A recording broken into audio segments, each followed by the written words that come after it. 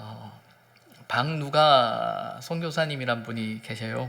이분은 필리핀의 슈바이처라는 이제 별명을 가지고 계신 분이기도 합니다. 30년간 이 필리핀의 선교사로 섬기셨던 분이에요. 근데 그분은 의사신데 의료 선교를 통해서 복음을 이렇게 전하고 하셨던 분이셨는데,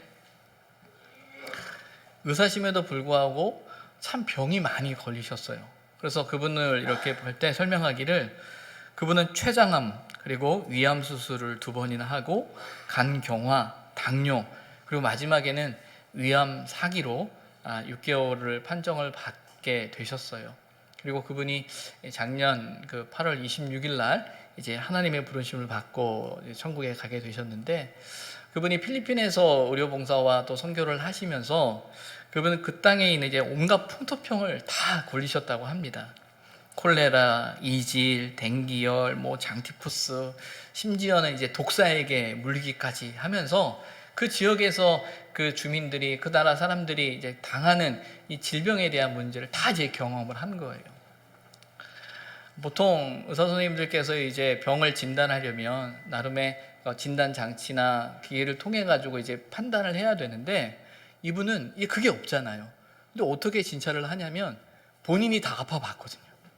본인이 뱀에도 물려보고 장티푸스도 걸려보고 댕기열에도 걸려보고 콜레라, 이질 다 걸려보니까 사람들이 아픈 걸 보면 자기도 아파봐서 저 사람이 이것 때문에 이렇게 아픈구나라는 사실을 알게 됐다라는 거예요.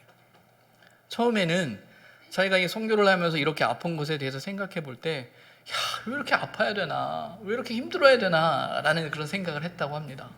근데 자기가 아파 보니까 그 환우들의 어려움들, 그들의 질병의 아픔을 이해하게 되면서 그렇구나, 하나님의 뜻이 거기에 있구나 라는 생각을 고백하는 그 선교사님의 이야기를 듣게 되었어요. 제가 오늘 말씀을 이렇게 준비하다가 우연찮게 이 박누가 선교사님의 이름을 떠올리면서 이분의 이제 근황을 이제 찾고 생각해 보다가 이제 말씀을 전하는 것입니다. 그분의 이렇게 모습을 보면서 참 대단하다라는 생각을 하게 되죠. 어떻게 그렇게 살 수 있을까? 어떻게 그런 삶을 살아낼 수 있을까라는 생각을 해보게 돼요. 그분의 삶을 이제 추모하면서 아픈 만큼 사랑한다라는 제목으로 그분의 인생을 다룬, 그의 삶을 다룬 영화가 이제 개봉되어졌다고 합니다. 지난 4월에 개봉되어졌는데, 그것은 이제 상업 영화가 아니다 보니까 일반 극장에서 많이 이제 상영을 하지는 않아요. 그래서 저도 찾아보니까 서울에 있는 극장 한 군데에서만 이제 영화를 상영하더라고요.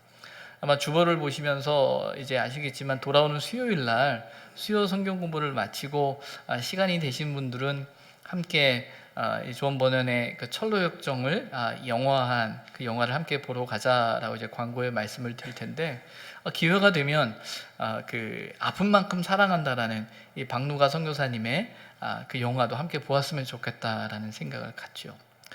그분의 삶을 보면서 무엇이 이제 그렇게 살아가게 할 수 있을까라는 생각을 해보게 됩니다. 우리는 압니다. 그분이 하나님을 만나고 예수 그리스도 안에서 그 삶의 의미와 삶의 가치를 발견하고 무엇을 위해서 살아갈 것인가 라고 할 때 그의 대답이 그의 삶을 하나님 앞에 드리며 그 선교 현장에서 그렇게 살아내고자 결단했던 그 삶을 보게 되죠. 우리 모두가 다 그분처럼 살아갈 수 없어요. 우리 교회 의사 선생님들이 많이 계신데, 보십시오, 이런 분들이 계시니까 다 그렇게 사셔야 됩니다라고 말하는 건 잘못된 거예요. 왜냐하면 그것은 각자에게 주어진 몫이고 또 하나님 앞에서 그에게 허락된 몫이기에 그것을 일반화시켜서 왜 그렇게 하지 않느냐라고 어느 누구도 말할 수 없습니다. 근데 분명한 건 어떤 모양이든 그 삶의 자리 안에서 우리가 신앙인으로 살아갈 때 우리가 가지고 있는 이 신앙, 이 믿음의 고백을 통해 하나님 앞에 우리가 살아가고 있다라는 것이지요. 그것은 그분의 삶 속에서 예수님을 만나고 하나님을 만나고 우리의 삶의 의미가 거기에 있다라는 그 신앙의 고백 가운데 나타나는 삶의 모습이라고 생각이 듭니다. 하나님을 믿는다라는 것, 그것은 분명한 삶의 의미와 삶의 가치를 정하는 일입니다. 되는 대로 살아가는 삶이 아니라 정말 하나님이 원하시는 그 삶을 살아가고자 하는 중요한 신앙의 결단이죠. 그래서 예수님을 믿는다라는 것은요, 지금 우리가 살아가고 있는 삶의 방식을 위해 예수님을 믿는 게 아닙니다. 예수님을 믿음으로 지금 저와 여러분이 살아가는 삶의 방식이 바뀌어야 하는 거예요. 그런 면에서 신앙생활이 부담스럽게 느껴집니다. 예수 믿으면, 교회 다니면 뭔가 바뀌어져야 될 것 같아요. 바뀌어야만 되는 것 같은 이 부담, 내 삶의 방식과 내 삶의 모양과 뭔지 충돌이 될 것만 같은 그 부담 때문에 사실은 신앙생활을 어려워하는 분들이 계십니다. 그런데 여러분, 또 한편으로 신앙생활은 참 쉽습니다. 왜냐하면 내 삶의 방식이 아니라 하나님이 기뻐하시는 삶의 자리를 찾아가고 그 삶의 방식이 내 삶의 기준이 되고 삶의 의미가 되고 삶의 가치가 될 때 신앙생활은 쉬워질 수 있어요. 왜? 그렇게 살면 되니까요. 여러분은 어떠십니까? 우리가 살아가고 있는 신앙의 자리에서, 믿음의 자리에서 어떤 부딪힘이 있습니까? 어떤 크고 작은 소동이 일어나서 우리를 힘들게 하십니까? 소망하기는 그런 힘듦이, 그런 갈등이 우리에게 있을 수 있지만 그 갈등 속에서 하나님의 뜻을 발견해가고 무엇보다 우리가 가지고 있는 그 믿음의 가치와 믿음의 의미가 새로워지는 은혜를 누리시기를 소망합니다. 이 마태복음 1장에서 마태는 예수 그리스도를 이야기하죠. 그리스도이신 예수님을 이야기합니다. 그는 아브라함과 다윗의 자손이다라고 이야기하고 있고 또 그의 계보 속에서 하나님의 역사와 섭리하심이 있음을 마태는 강조합니다. 무엇보다 성령으로 잉태되신 그리스도 예수는 자기 백성을 죄에서 구원할 자이시며 더 나아가서 하나님이 우리와 함께 하신다라는 임마누엘이 되신다라는 그 사실을 마태는 강조하고 있어요. 그래서 마태복음 1장의 말씀만을 보게 되면 그 그리스도 예수에 대한 기대가 있습니다. 그 그리스도 예수에 대한 소망이 있습니다. 자, 이제 그분이 오셨으니까, 예수님이 오셨으니까, 그분이 우리의 그리스도가 되니까 우리의 삶의 문제는 다 해결되어지는 것이고 우리 안에 참 평안과 정말 하나님이 주시는 놀라운 은혜와 은총 가운데 이제 우리는 자유할 수 있어, 우리는 행복할 수 있어 라는 말로 우리의 삶을 살아낼 것만 같은 그런 기대가 우리에게 생겨요. 그런데 이제 마태복음 2장을 시작하면서 그런 그리스도의 오심이 갖는 그 삶의 자리, 삶의 모습을 바라볼 때 우리가 예수 그리스도를 고백하며 믿음의 삶을 살아간다라고 말하지만 우리가 살아가는 그 삶의 현실이 우리의 시선을, 우리의 마음을 온전히 그리스도께 향하지 못하게 한다라는 사실을 우리는 알게 됩니다. 오늘 우리가 읽은 이 본문 1절을 보게 되면 헤롯 왕 때에 예수께서 유대 베들레헴에 나셨다라고 되어져 있어요. 헤롯 왕 때에 예수께서 유대 베들레헴에 나셨다.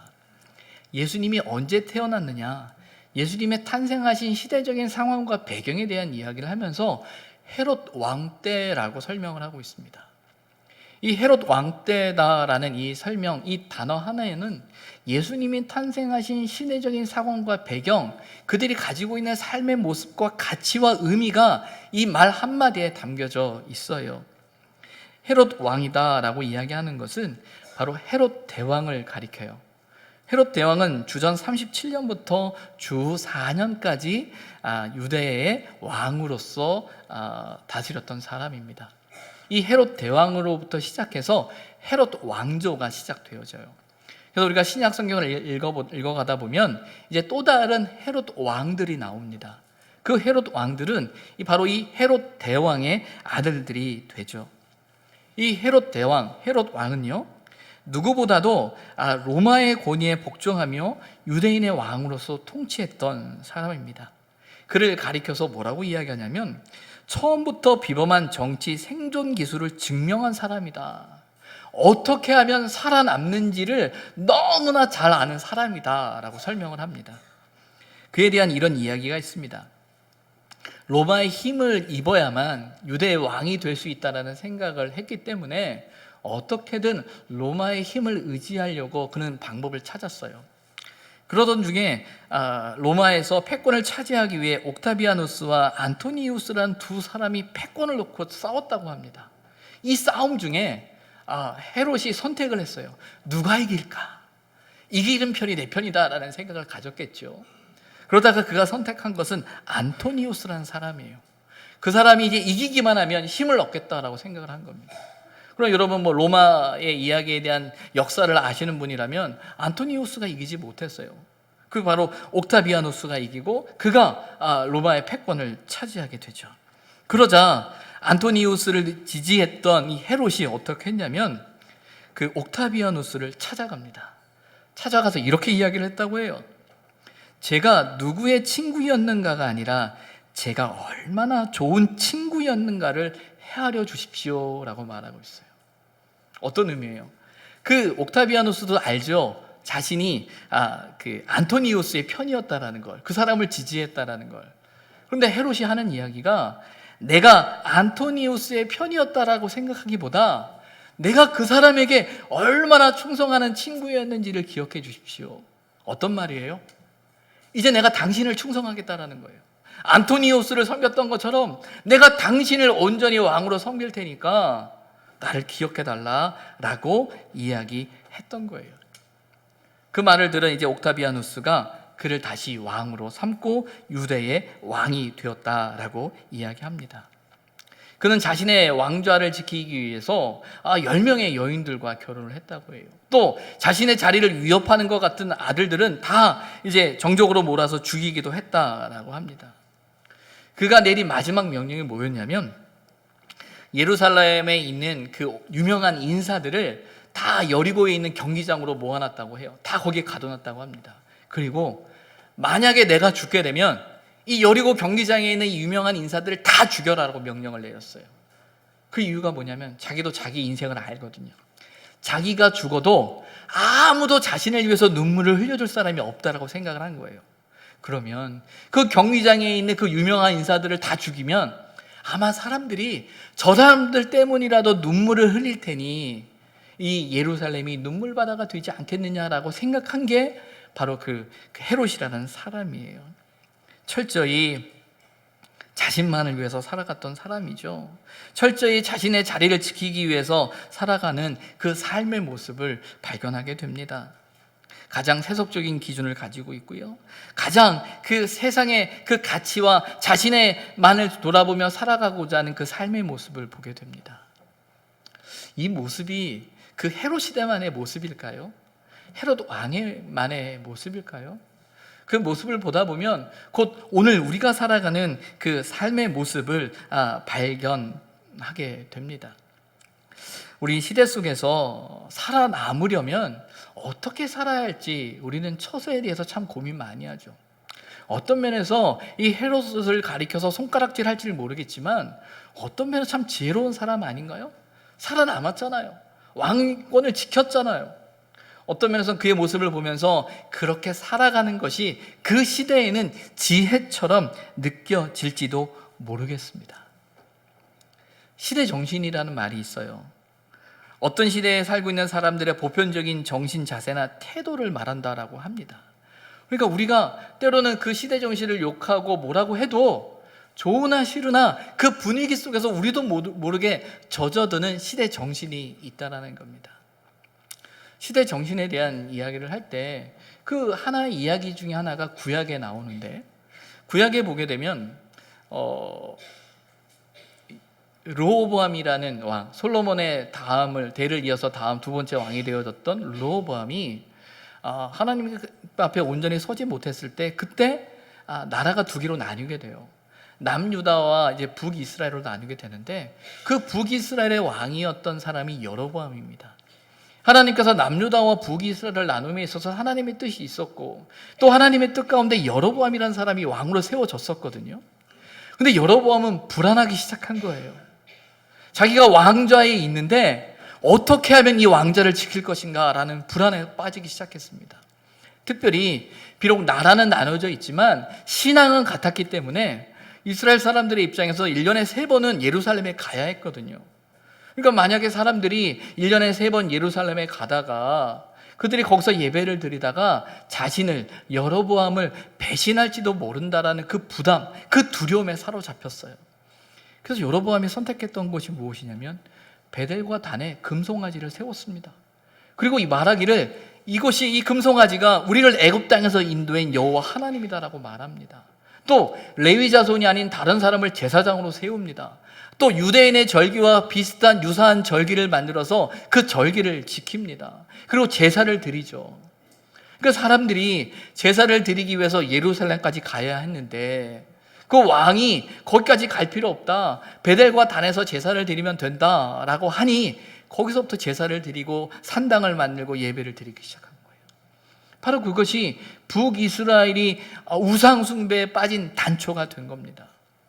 어떤 면에서는 한 사람의 생각이에요, 한 사람의 판단이에요, 한 사람의 가치예요. 근데 문제는 그가 왕이었다라는 거예요. 그의 모습이, 그의 행동이, 그의 결정이 결국은 시대 정신이 돼서 북이스라엘을 우상 숭배에 빠지게 합니다. 더 나아가서 그 영향을 받은 남유다까지 우상 숭배로 인해 바벨론의 포로에 빠지는 역사적인 아픔을 가지게 되는 출발이 바로 거기에서부터 시작되어지는 거예요.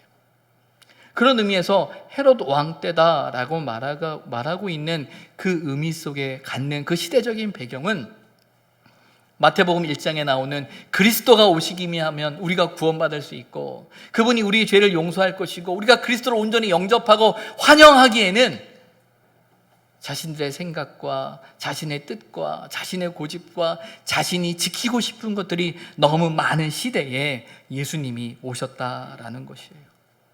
그분이 어디로 오셨습니까? 어디로 오셨죠? 베들레헴으로 오셨다라고 되어져 있어요. 이어지는 말씀을 보게 되면 동방박사들이 등장하죠. 그 동방박사들이 유대인의 왕으로 나신 이를 보기 위해서 왔다라고 이야기하면서 어디를 찾아갑니까? 예루살렘을 찾아가는 거예요. 아주 상식적인 거죠. 유대인의 왕이면 예루살렘에 있어야지. 여러분, 보통 이 동방박사의 이야기는 12월 달에 들어야 느낌이 오는데 이 7월의 이야기를 들으니까 왠지 썰렁하게 느끼실지 모르겠어요. 그 덕에 조금 더 시원해지지 않으십니까? 근데 중요한 건 이 동방박사들의 생각들은 당연히 왕이라면 거기에 예루살렘에 있어야 된다는 거예요.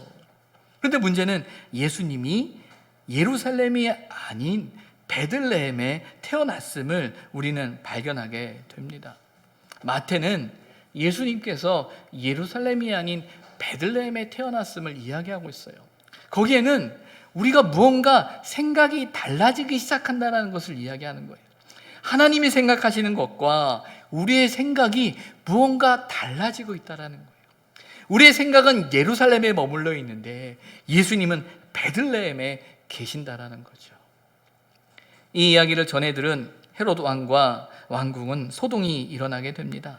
헤롯 왕과 온 예루살렘이 듣고 소동했다라고 되어져 있어요. 그래서 왕이 이제 대제사장과 백성의 서기관들을 다 모읍니다. 야, 그리스도가 나신다고 하는데 이게 무슨 말이야? 라고 하죠. 이 말을 듣자 대제사장과 서기관들이 구약의 말씀을 찾으며 오늘 본문에 나오는 미가서 5장 2절의 말씀을 이야기합니다. 바로 유대 땅 베들레헴에 그리스도가 나십니다. 그 그리스도가 이스라엘의 목자가 됩니다 라고 이야기를 하는 거예요. 이 말씀을 헤롯이 믿었을까요? 믿지 않았을까요? 믿었습니까? 믿지 않았습니까? 전 누구보다도 잘 믿었다고 생각해요. 너무나 믿어서 2장 16절에 나오는 것처럼 베들레헴에 있는 2살 아래의 아이들을 다 죽이는 사건이 벌어지게 됩니다. 오늘 본문을 말씀을 볼 때 이런 생각이 들어요. 분명히 똑같이 헤롯도 유대인의 왕이 나신다라는, 그리스도가 나신다라는 이야기를 듣고 그 하나님의 말씀을 봅니다. 그리고 하나님의 말씀 속에 선지자들 통해서 예언된 이 말씀을 보면서 그 말씀을 듣고 믿어요. 그런데 문제는 그 믿음이 그 말씀대로 살아내는, 말씀을 기다리는 믿음이 아니라 그 믿음이 어떻게 바뀌었죠? 말씀을 반대하는 믿음으로 바뀌었어요. 말씀을 너무나 믿은 나머지 그 말씀대로 되지 않게 하고자 행했던 인간의 모습이 나온다라는 거예요. 이 모습은 바로 그리스도가 이 땅에 오시는 상황에서 우리가 가지고 있는 우리의 생각과 우리의 모습이 아닐까라는 생각이 들어요. 마태는 마태복음 1장에서 그리스도가 어떤 분이신지 우리에게 기대와 소망을 줘요. 그리스도만 오시면 모든 것이 다 될 것처럼 느껴집니다. 그런데 막상 그리스도가 이 땅에 오셨을 때 우리의 모습은 어떠냐라는 거죠. 헤롯과 온 예루살렘의 그 소동을 바라보면서 우리의 모습을 생각하게 된다라는 거예요. 아마 지난주 뉴스에 이런 뉴스가 나왔어요. 그 보람 튜버라는 그 어린 아이가 하는 유튜버가 있습니다. 그 유튜버의 가족이 강남에 95억짜리 빌딩을 샀다라는 거예요. 그럴 만한 게 그 유튜버 아이가 하고 있는 유튜버의 구독자 수가 2개의 프로그램을 하는데 합쳐서 3천만이에요. 이 3천만이라면 엄청난 거거든요. 그러다 보니까 이 3천만 명 정도의 구독자 수면 그가 월 한 40억의 소득이 된다라고 아마 뉴스에 난 거예요. 근데 그 뉴스를 이렇게 본 어떤 대학생이 자괴감에 빠진 글을 쓴 겁니다. 나는 열심히 고등학교 때 공부해서 내가 원하는 대학을 갔고 지금도 이제 내가 대기업에 취업하기 위해서 열심히 공부해도 될까 말까 한 이 현실에 6살짜리 아이가 그 유튜버로 활동하면서 95억짜리 빌딩을 샀다. 월 수입이 40억이다. 이야기를 들었을 때 자괴감에 빠진다라는 그 이야기가 나온 거예요. 그 이후에 이렇게 뉴스를 보니까 그 문제에 대해서 갑론을박하는 거예요. 근데 어떤 사람은 그 40억이라는 게 우리나라에서 나오는 돈이 아니라 미국에서 오는 돈이기 때문에 이 부분은 애국자다. 국위를 선양하는 사람이다라고 이야기하기도 해요. 물론 좋다 나쁘다 맞다 틀리다라는 말을 우리 하기 전에 우리는 그 이야기를 들으면서 우리도 모르는 사이에 마음이 흔들려요. 그 95억짜리 빌딩을 산 그 6살짜리 아이, 그 유튜버, 그럼 나도 유튜버를 좀 한번 해볼까? 나도 한번 하면 될까? 라는 생각들. 때로는 그 청년의 그 글을 보면서 우리 마음이 움직이죠. 그건 뭐냐면 우리가 살아가고 있는 삶의 자리에서 우리가 가지고 있는 가치예요. 어찌 보면 그게 세상을 더 잘 살아갈 수 있는 가치고 방법이고 그렇게 살아내는 것이 성공한 거고 그렇게 살면 복 받은 거라고 어떤 면에서는 저와 여러분 마음 안에 그런 기대와 그런 소망이 있어요. 그런 삶의 자리가 바로 헤롯 왕 때라는 거예요. 그런데 그때 예수님이 오셨는데 이 동방박사라는 세 사람은 유대인들이 아니죠. 먼 곳에서 그 별을 보고 유대인의 왕이 나신다는 이야기를 듣고 온 거예요. 물론 그들이 신학적으로 또 고고학적으로 어떤 의미와 누구냐라는 여러 가지 논란이 있습니다. 그러나 중요한 건 유대인이 아닌 사람들이 유대인의 왕이 났다는 이야기를 듣고 여기까지 와서 경배하고 있는데 예루살렘에 있는 왕과 온 예루살렘 사람들은 그 이야기를 듣고 소동했다라는 것이지요. 여러분, 만약에 예수님께서 오늘 우리에게 그리스도로 오신다라고 했을 때 저와 여러분은 어떨까요? 정말 우리는 두 손을 들고 그분을 환영하면서 그분의 삶을, 그분이 우리에게 맡겨주신 그 삶의 자리를 살아가겠습니다라고 쉽게 결단할 수 있을까요?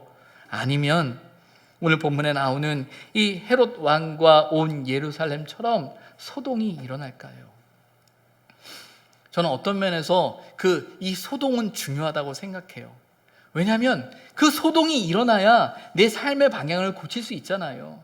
어떤 소동이 일어나야 말씀을 들었는데 그리스도가 오신다는 이야기를 들었는데 그 이야기를 들었을 때 내가 덤덤하게 아무렇지도 않은 것보다 그 말씀 앞에서 고민하고 갈등하고 뭔가 내면에서 소동이 일어나면서 이제 어떻게 해야지? 어떻게 살아야지? 어떻게 살아야 되는 게 맞는 것이라는 그런 깊은 소동이 일어나야 한다고 생각합니다.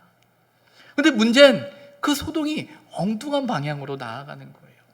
왜 엉뚱한 방향으로 나가서 2살 아래의 모든 아이들을 죽여야만 합니까?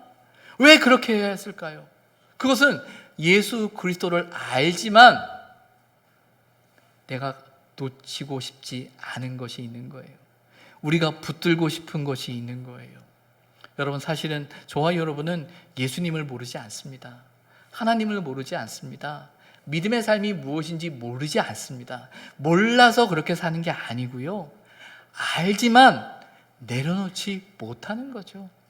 어떤 면에서는 예수님이 오셨다라는 그 두려움 앞에 사로잡혀서 예수님만 계시지 않는다면, 그만 없다면 내가 편안할 수 있다라는 생각을 갖고 있는지도 몰라요. 왜? 내가 살아가고 있는 이 세상의 가치와 내가 붙들고 있는 이 세상의 가치 속에서 이렇게 살아가는 것이 이 세상을 더 지혜롭게 살아갈 수 있다라고 우리는 믿고 있는지 모릅니다.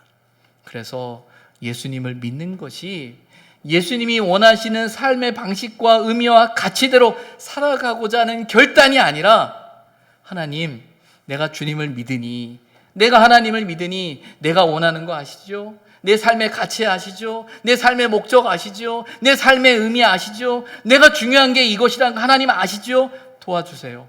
우리와 함께 하신다 하지 않으셨어요? 나를 죄에서 구원한다 하지 않으셨어요? 하나님, 내 문제를 해결해 주세요 라고 말하고 있는 그런 신앙의 모습이 우리에게 있지 않는가? 오늘 본문을 보면서 단지 예수님의 탄생하던 시기에 동방박사의 이야기만으로 받아들이지 않았으면 좋겠어요. 그 땅에 일어났던 소동이 오늘 저와 여러분의 삶 속에서도 여전히 소동으로 일어나야 한다는 겁니다. 그러나 그 소동이 우리의 욕심을 지키기 위한 결단으로, 욕심을 지키기 위한 방편으로서의 소동으로 끝나는 것이 아니라, 우리 자신을 정말 그리스도를 의지하는가, 정말 그리스도가 아니면 살아갈 수 없음을 내가 고백하는가, 내가 하나님을 믿는다라고 할 때 그 믿음의 의미와 가치가 무엇인가, 내가 무엇을 위해 살아가는가 라고 깊이 우리가 고민할 수 있었으면 좋겠습니다. 예수님께서 이 땅에 오신 것은, 그리스도가 예수시다라고 고백하는 마태의 고백은 우리의 삶이 그분을 향하고 그분의 뜻을 따르고 우리의 참된 구주가 되시고 우리 인생의 주인이 되어주시는 그분을 향해 우리의 삶이 정해져야 됨을 이야기하고 있음을 우리는 다시금 기억했으면 좋겠습니다. 오늘 우리에게 들려지는 하나님의 말씀 앞에서, 내 마음속에 일어나는 영적인 그 소동 앞에서 하나님의 말씀대로 그리스도를 향해 우리의 마음과 뜻과 우리의 시선을 그분께 정하고 그분이 보여주시는 그 길로 가는 그 은혜가 있기를 주님의 이름으로 부탁을 드립니다. 기도하겠습니다.